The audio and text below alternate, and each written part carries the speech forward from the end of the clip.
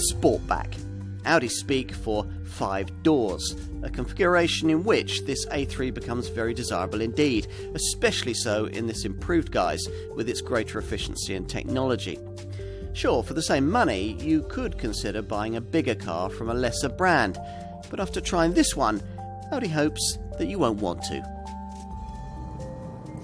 Audi has significantly improved the Tfsi petrol engine lineup with this revised third generation A3 model, adding in a 115 PS 3-cylinder 1 litre unit at the foot of the range and a much improved 2 litre 190 PS power plant at the top of it.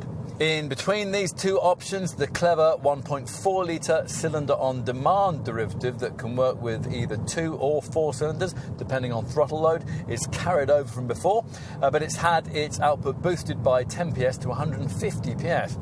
It's also worth mentioning that all these petrol engines can now work with the freshly developed 7-speed S-tronic auto gearbox that's available as an option. Further up the petrol range, the hot hatch S3 variant also uses the new 2-litre Tfsi engine, but in uprated 310 PS form, mating it to a revised quattro 4-wheel drive system that's now quicker reacting and delivers a more enthusiast-orientated rear-driven bias. Most A3 buyers, though, will continue to want a diesel, possibly the 110 PS 1.6 litre unit, but more probably the 150 PS 2 litre TDI power plant that we're trying here. These engines have been upgraded to Euro 6 status, but otherwise they've been carried over from the original model lineup. Go for the 2 litre option and you can add in quattro 4-wheel drive, and that's something that you have to have if you opt for this power plant in its top 184 PS state of tune.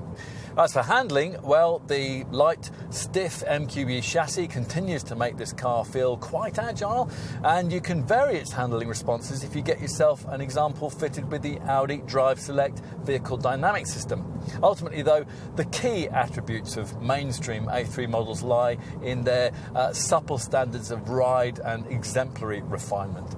As a result, this A3 retains a continuing ability to bring a luxury segment-style driving experience to a sector that's based around more affordably priced compact models.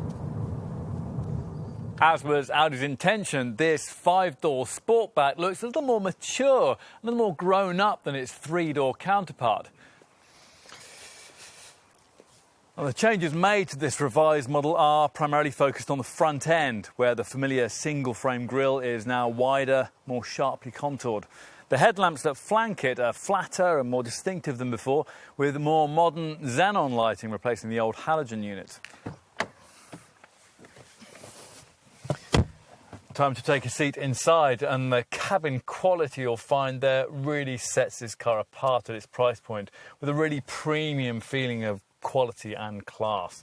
The defining feature of the dash remains these 4 air vents, styled to look like miniature jet engines and made up of no fewer than 30 parts, including bright metal outer rings that are shaped for perfect grip.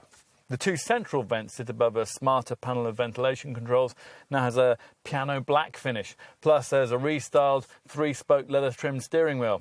It's what you can view through this, though, that probably represents the greatest change in this environment. And we're referring to a feature that's been fitted here, the optional Audi Virtual Cockpit. It's a pity you have to pay extra for it, but if you can, you'll get yourself a real cabin talking point. The setup replacing the entire instrument binnacle with a 12.3-inch colour TFT screen that's fully digital and customisable, with smart 3D graphics and highly detailed effects.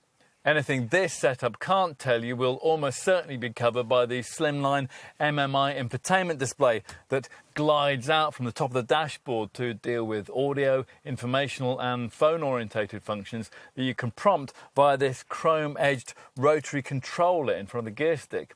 The retracting screen is now 7 inches in size across the range, and it now works as standard with the useful Audi smartphone interface that, through Apple CarPlay and Android Auto smartphone connectivity, allows everything that you access on your handset to be duplicated onto this slide-out monitor. So let's take a seat in the back. Now, if you're going to be regularly using the rear compartment in your A3, you really need to have opted for this Sportback body style. Not only because of its 2 extra doors, but also because this variant sits on a wheelbase that's 35mm longer than the 3-door. Finally, let's have a look at the boot.